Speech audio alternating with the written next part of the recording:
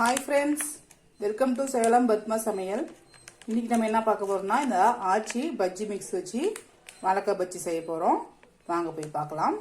அதுக்கு முன்னாடி நம்ம சேனல் இப்போ தான் புதுசாக பார்க்குறீங்கன்னா சப்ஸ்கிரைப் பண்ணிக்கோங்க. பக்கத்தில் பெல் பட்டனையும் கிளிக் பண்ணிக்கோங்க. இப்போ முதல்ல பாருங்கள், நான் ஒரு மிக்சிங் பவுல் வச்சுருக்கேன். இதில் நான் வந்து ஆச்சி பஜ்ஜி மிக்ஸ் பார்த்தீங்கன்னா ஒரு 200 கிராம் இருக்குது. இதை வந்து பவுலில் போட்டுக்கலாம். இந்த மாவை பவுலில் ஃபர்ஸ்ட் போட்டுக்கலாம். இப்போ இதுக்கு தண்ணி நான் கொஞ்சம் கொஞ்சமாக ஊற்றி மிக்ஸ் பண்ண போகிறேன்.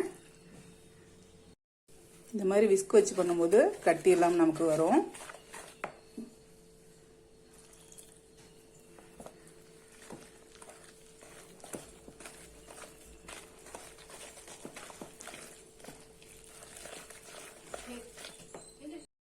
இப்போ மீதி இருக்கிற தண்ணி நான் ஊற்றுறேன்.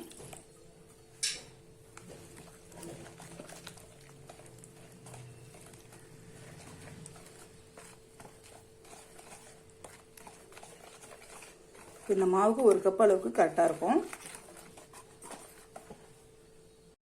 இப்போ மாவு ரெடி ஆயிடுச்சு. இப்போ பாருங்கள், நான் வந்து வாழைக்காய் ஒன்று எடுத்து வச்சுருக்கேன்.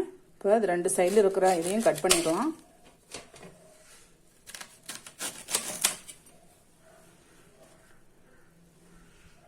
இப்போ இந்த மாதிரி வாழைக்காய் சீவரத்தில் வச்சு நம்ம சீவிக்கலாம்.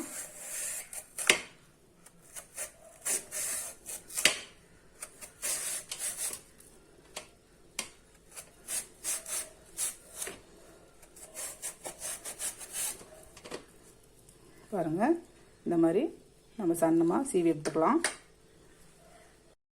இப்போ நம்ம இந்த கரைச்சி வச்ச மாவில் இந்த மாதிரி எடுத்துட்டு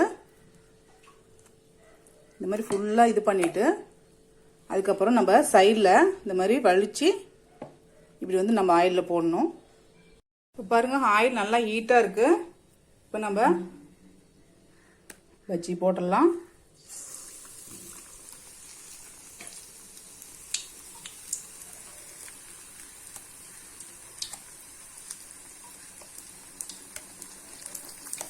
இந்த மாதிரி நம்ம வலிச்சிட்டு போடும்போது நல்லா நமக்கு கிறிஸ்பாக கிடைக்கும்.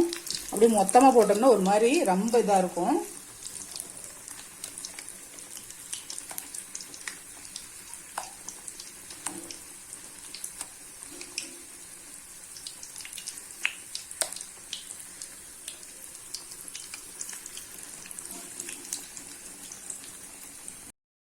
இப்போ அப்படியே திருப்பி விட்டுடலாம்.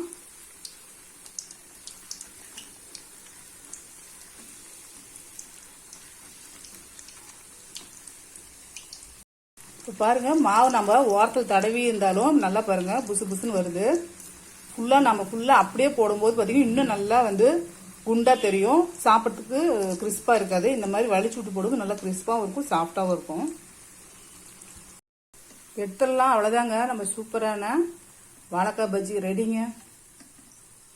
இப்போ பாருங்கள், நாம் செஞ்ச இந்த ஆச்சி மிக்ஸில் வச்சு நம்ம வாழைக்காய் பஜ்ஜி செஞ்சுட்டோம். சூப்பர் டேஸ்ட்டாக இருக்கும். நீங்களும் ட்ரை பண்ணி பாருங்கள். இந்த வீடியோ உங்களுக்கு பிடிச்சிருந்தாக்கா லைக் பண்ணுங்கள், ஷேர் பண்ணுங்கள், கமெண்ட் பண்ணுங்கள்.